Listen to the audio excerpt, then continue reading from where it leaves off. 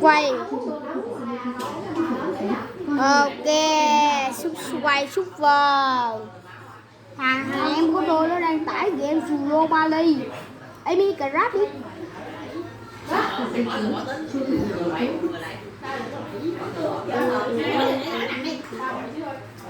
Ok, đầy máu đi. Cái gì xúc quay.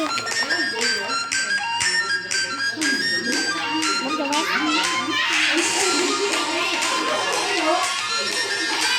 Cắt tôi bỏ đây. Cắt tôi play.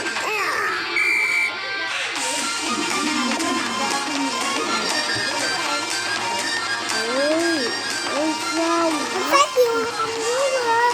Cắt bấm cắt ra. Nhảy lên. Nhảy lên. Cái này là không xuống. Mà không xuống.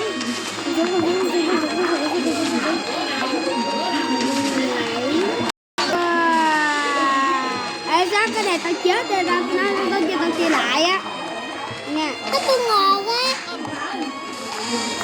Nó tim nhẹ. Chạy qua đây tới hoài. Qua đây.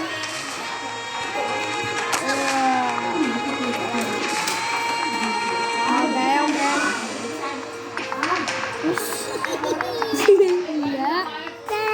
Ba ráp nó không phải hồi á, mini cà ráp nó không phải hồi á. Cái ráp mình ở tay tay á. Lắc má ơi.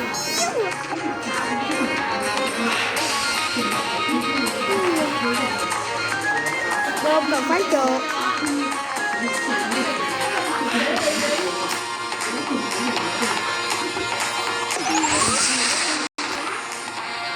Wow, nó bay rồi.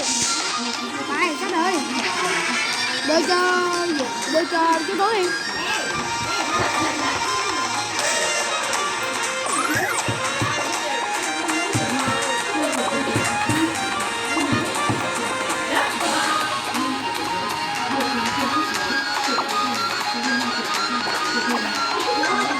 Wow, giết này ảo ma cà na quá đi chị nè.